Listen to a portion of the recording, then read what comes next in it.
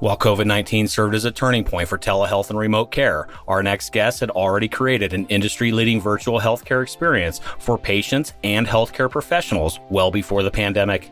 Julian Flannery, CEO of ZUMA, joins us to discuss how and why his organization has built a virtual medical platform for companies across the country that creates an elevated healthcare experience for their employees and supports better, cost-efficient outcomes across all health questions and stages of care. Join us to learn how Julian and the ZUMA team are setting a new standard for speed of access to high-quality medical expertise that is driving industry-leading engagement with employers. Let's go.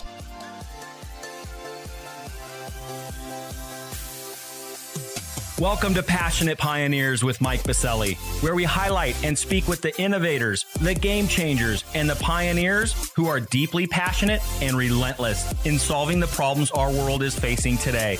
This is your opportunity to connect with and learn from these leaders and to support them on their mission. Perhaps they will soon be hearing your story as well. This is Passionate Pioneers with Mike Biselli. I look forward to having you on this journey with us.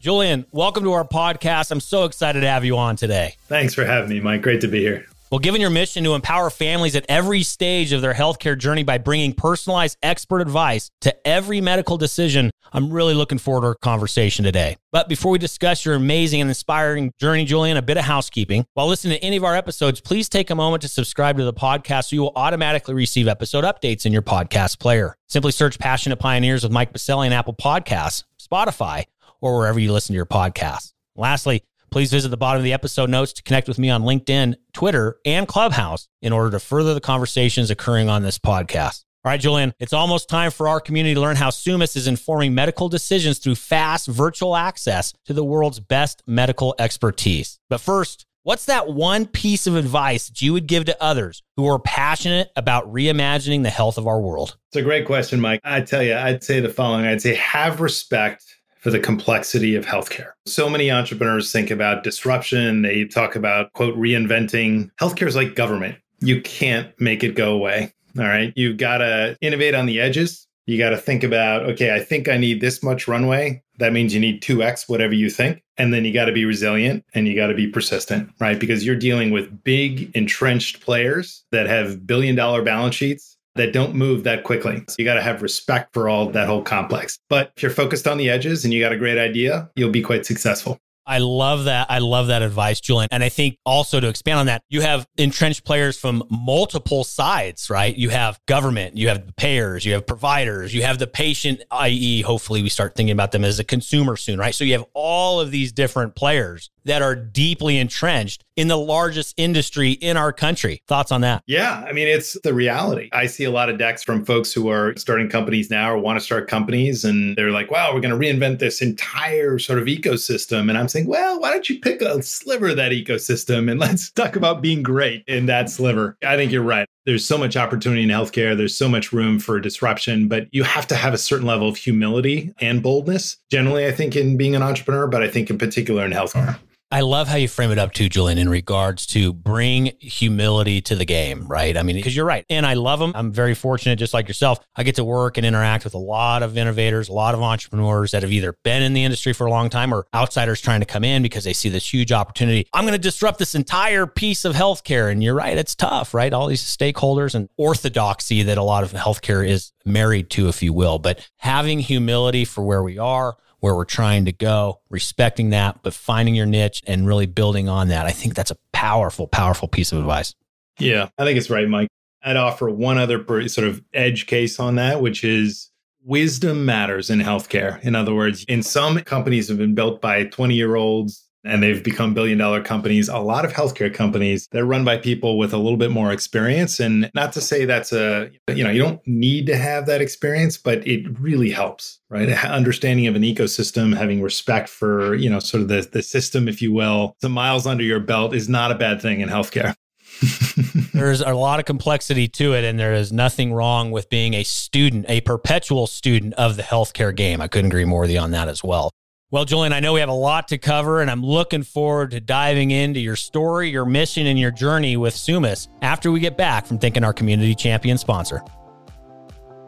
Located in Denver, Colorado's nationally ranked River North District, Catalyst is a healthcare innovation campus that brings together stakeholders from across the industry to accelerate innovation and drive real, lasting change our nation desperately needs.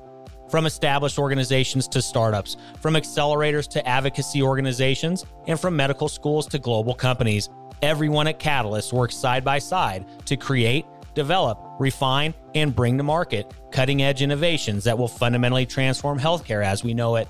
With industry leaders like Medical Group Management Association, Olive, Medical Solutions, UC Health, CirrusMD, and many others calling Catalyst home, along with innovative pioneers visiting from across the nation, Catalyst continually fosters their foundational belief that collaboration and partnerships will move the healthcare industry forward.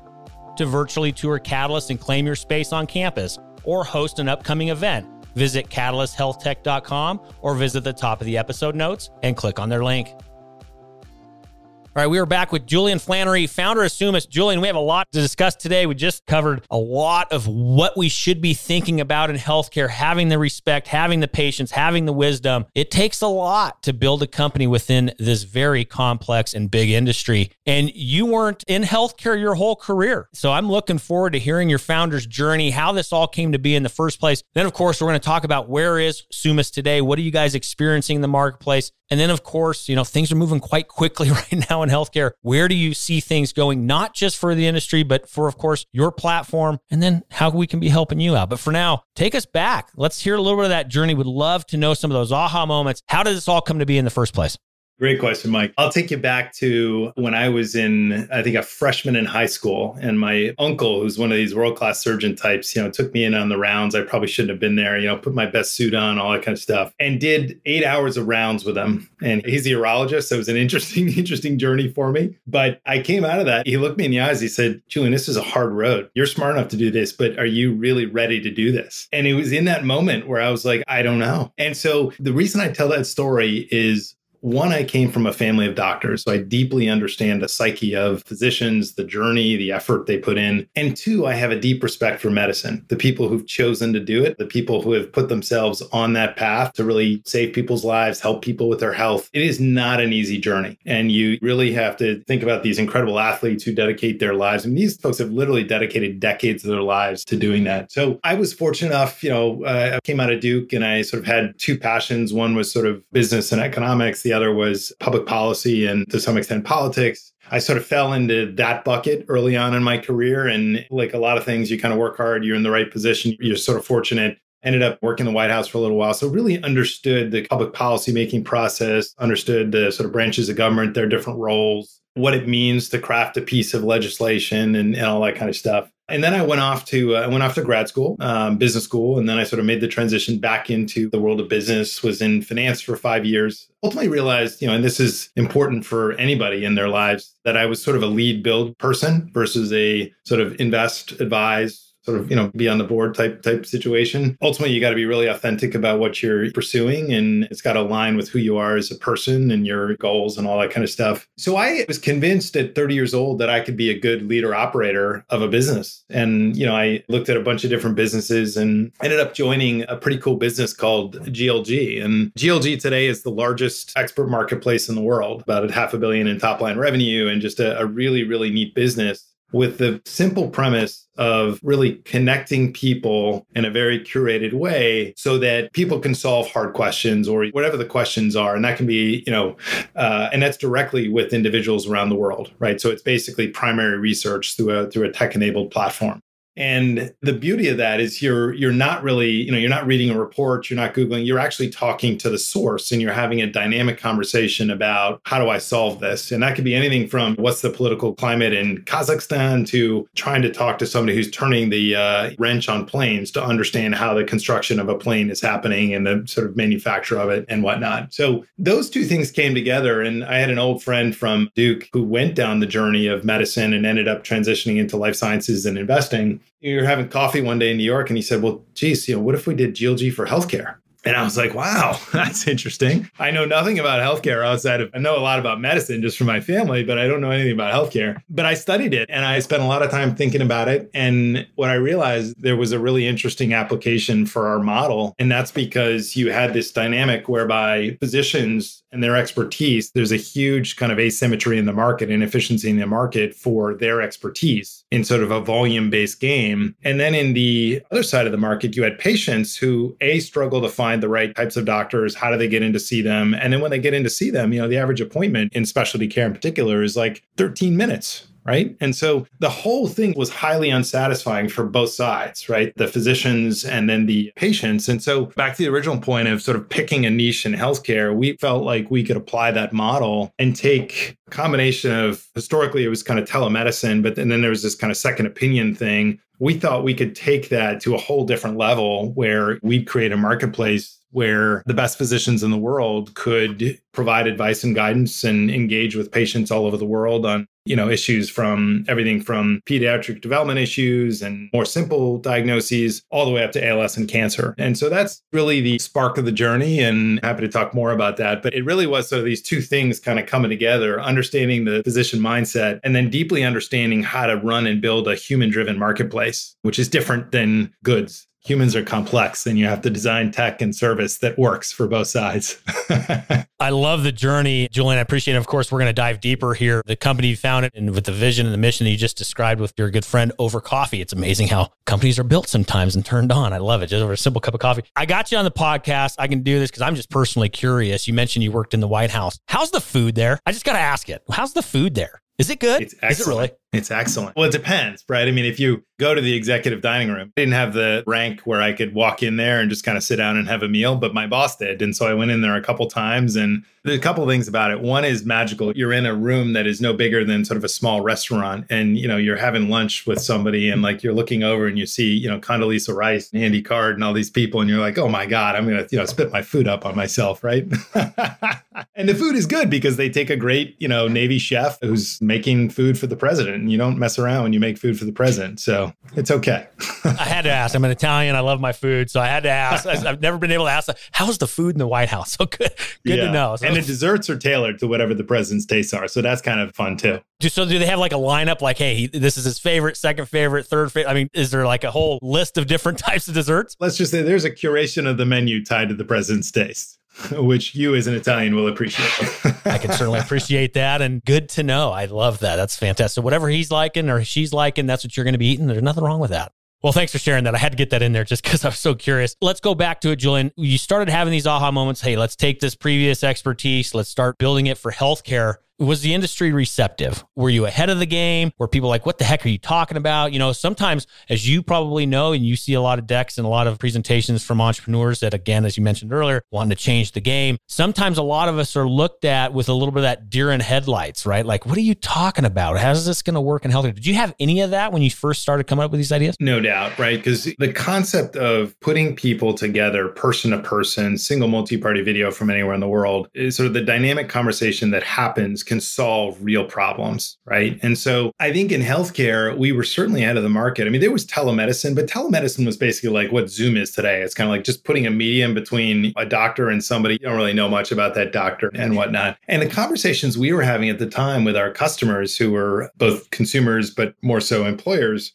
they would ask us, well, why don't I just walk down the street and see my doctor? What's the benefit of doing it over a video? Like, don't they need to lay hands on me? Don't I need to look them in the eye and all that kind of stuff? And we really spent a lot of time sort of talking about the benefits of virtual care, efficiencies it brings, the efficiencies and time it brings for both sides. And really what I think COVID did for us, candidly, is it just, much like Zoom, much like it changed the workplace, it radically changed the environment in healthcare where everybody was forced into a virtual medium. And typically, if you read history, like when things like that radically change, if people really don't like it, it'll kind of snap back when it kind of normalizes. But in this situation, you had, north of 75% of people really willing to engage in virtual care post-COVID. And here's the most important thing, doctors who are like, what is this video thing? I see people in person. 80% of doctors are going to engage in virtual care post-COVID, right? The Cleveland Clinic says that 50% of their outpatient engagements will be virtual in 3 to 4 years. What we've learned and what we knew was that you could create really amazing connections by video between people. And I'll give you a simple example. I remember a member saying to us, she's like, gosh, I go to the doctor's office and I stare at the back of her head as she's reading my chart. Whereas this, you and I are in video now, it's not going to be shown, but you and I are looking at each other. We can connect, we can talk to each other. I can see your face and whatnot. So there's simple things like that that are really efficient. The on-time sort of throughput that can happen with a doctor. So doctors are able to spend more time with you. Patients are able to be in the comfort of their own homes.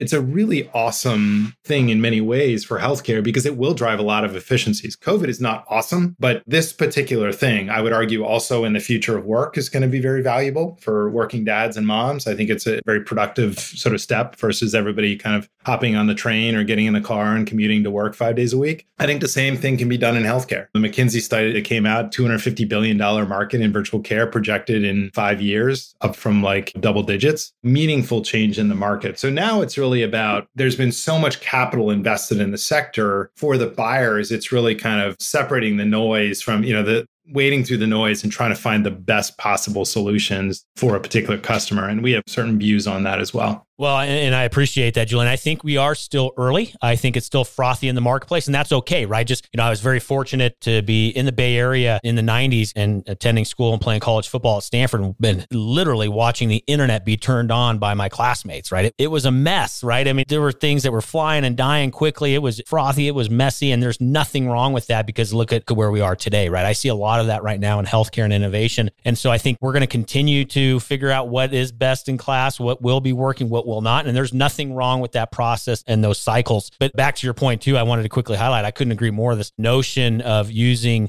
tele-applications, not just for healthcare, but for work writ large, our life writ large, our work here at Olive. We went all in on what we call the grid model. You can work anywhere you want. We don't even use the term, remotely working. You're either on the grid or you're off the grid. And you can do that from wherever you can produce your best work. So that's just in regards to our own company. Now let's get back to healthcare. This is here to stay. There's no doubt about it. I've read that McKinsey study myself. So I know you see and hear a lot of pitches yourself. Well, now it's your time to pitch, Julian. What is ZUMAS?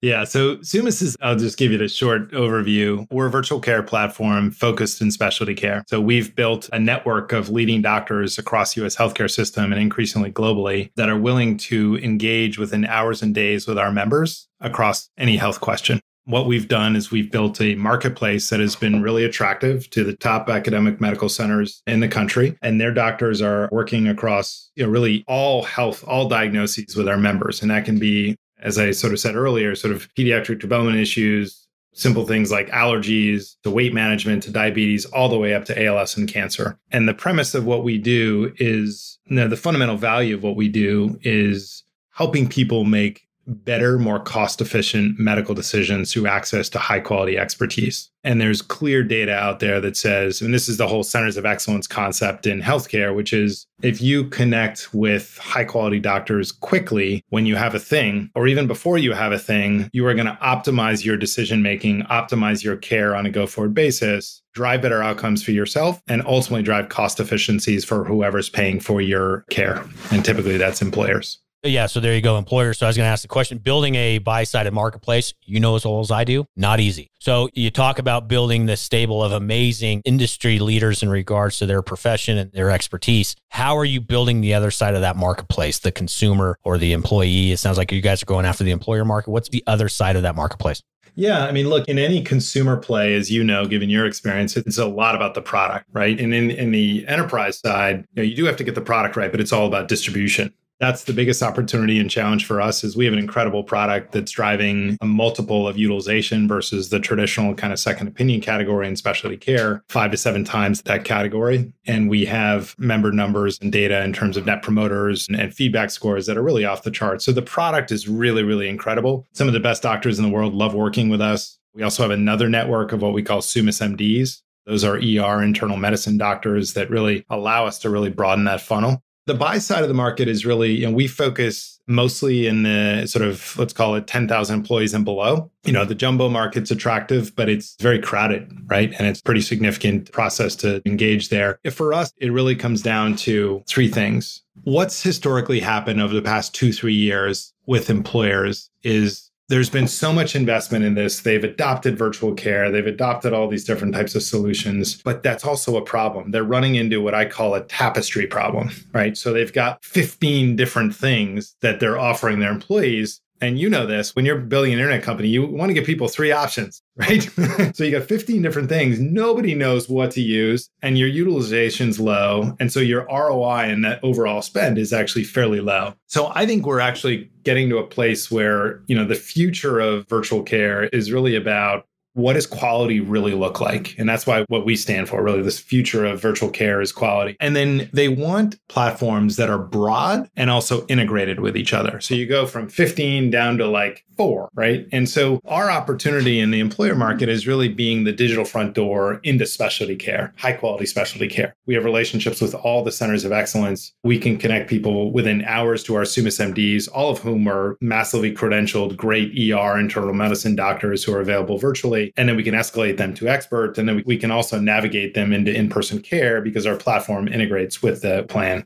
I think our opportunity on the demand side, we've had tremendous success, especially over the last 12, 18 months. We work with companies that are 50,000 employees and north of 50,000 employees. And we have a ton of companies and platforms. So we're ultimately trying to reach employees. Either that's through Ben admin platforms or things that aggregate a lot of smaller companies or direct to larger employees in the middle market. So we've got an excellent commercial team. We've got some great people out there, some great relationships with the benefits consultant world. And then I would also say I spend a lot of time on we can also be the intel inside for specialty care with a lot of the established bigger platforms and clinic models. Right. So those are all really interesting conversations for us as well. The Amwells of the world, the Babylon Health, those types of big platforms. I love how you said it. You give too many choices, then nothing gets done. It's 2 words, analysis paralysis, right? I could not agree more with you out there. When you throw too many features or options at the buy side, demand side, then this seems like nothing really gets done. So I definitely am a big fan of your vision and your thoughts there as well. So Julian, let's start looking a little forward state, right? So things have changed dramatically. You already kind of mentioned it with COVID. As I like to say in this podcast, yes, COVID,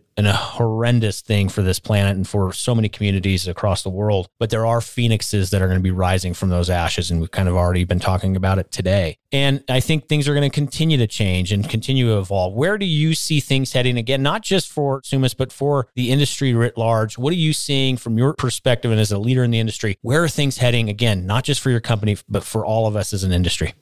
I think it's value-based care, population health. That's a trend that is going to continue, but it doesn't happen overnight, right? It really takes years and maybe a decade to really be entrenched. I would say there's a lot more emphasis on data. So there's so much data in healthcare now. And there's companies like ours and data-focused companies like Komodo Health, I know their CEO very well, really doing really cool stuff with data that can tie into predictive elements where companies like ours can come in and say, hey, Mike, you should talk to this person. It's probably worth sort of having a conversation with us because, X, Y, and Z are showing a high risk for this type of thing, right? So there's a lot of predictive elements that I think will come in. We'll also be able to sort of measure the outcomes in a much more precise way in terms of the impact that companies like ours and doctors are having. And look, this goes back to my first comment, which is there's a dose of humility here. Like I don't pretend to be an expert on the whole, where in the entire healthcare, spectrum is going. But I do think, within the virtual care world,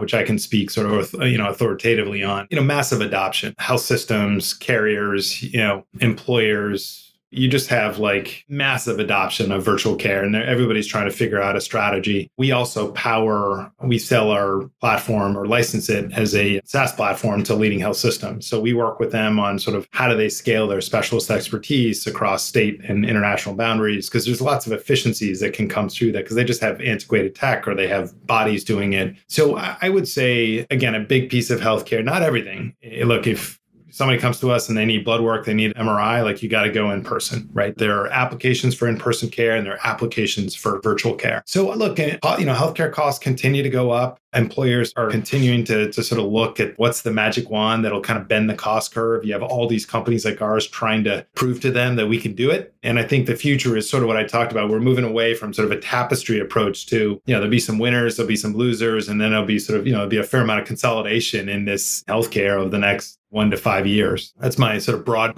brush answer to that question. Yeah, and I agree, Julian. We're seeing it, right? We're seeing, we just saw, you mentioned Amwell earlier. We just saw, some big moves with Conversa just a couple weeks ago, right? We're seeing that happening in real time. I'm a big fan of it. It's needed, especially to drive towards what you mentioned, bending that cost curve. It's going to be so important for us to take those next big steps in this industry. So thank you for sharing that, Julian. Of course, we always want to turn the tables on you and see how we can be helping you and your team out. An amazing community rallied around this podcast. So what's one problem, need, or question that you and the ZUMA's team have that we can be contemplating or helping you with? Wow, that's a good question, Mike. I'm racking my brain as we think about this. I would say, look, if you're affiliated with a health system, reach out to us, right? We love working with health systems. We love working with the physicians at health systems. Ultimately, our mission is really to change the marketplace for expertise for top doctors, right? We want to be the leading doctor's choice where, the top doctors in the world want to sort of work within ZUMAS and work with our members. I think if people are interested in sort of having that discussion, we have incredible discussions with AMCs across the country about their strategies and whatnot, and just help them both with thought leadership, how to think about what's happening relative to their peers and whatnot, and really creatively thinking about how tech can really help them. Again, they're rethinking their business models. What is the hospital sort of health system, model of the future? Is it a nodal model? How do we do that? What's the balance between tech and bricks and mortar and all that kind of thing? So I would say that would be valuable, Mike. I mean, there's probably a lot of questions we could use help with, but yeah. That's a good one. That's a big one. And I know that there's an audience out there to help you with that exact need and a lot of good conversations around that topic. But in order to do that, Julian, we need to be able to get a hold of you. So where are some contact points online, social media handles, websites, or otherwise? Yeah, I would direct people just to our website. It's www.sumusglobal.com, SUMMUS global.com. You can check us out. You can get in touch with me through the site. Would love to hear from you and tell you a little bit about ZUMAS. Easy enough. And for our community tuning in, you just simply scroll down your favorite podcast player and click on through to get a hold of Julian and the team, as well as over on our free global online community, passionatepioneers.com. There will be a post for this episode where you can leave some comments, feedback, questions, or otherwise, again, over at passionatepioneers.com. All right, Julian, we're winding it down. Got to get you back to that team. Keep pushing the mission for ZUMAS forward. But before we cut you loose, I have one of my favorite parts of the podcast, a fill in the blank. I'm a passionate pioneer because I'm committed to the mission. I love it. Short, sweet, to the point. I love it. I love it. Well, Julian, it is an absolute honor to have you on the podcast today, to hear everything happening in your company and with your mission and journey at hand. And of course, talk a little bit of food from the White House. I haven't had a chance to do that yet. Thank you for that. And of course, on the front end of all of this, the incredible advice you have for our community. Thank you again for being with us today, Julian. We're rooting you on, and I'm really looking forward to continuing this conversation with you. Thank you. Thanks, Mike. Much appreciated.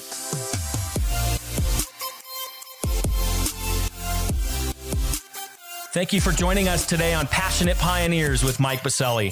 We'd love to hear your feedback about the podcast so we can continue to improve this community and to further support the pioneers being featured. Lastly, please take a moment to subscribe to the podcast and invite your friends and colleagues to join us. This is Passionate Pioneers with Mike Biselli. I look forward to having you back with us during our next episode.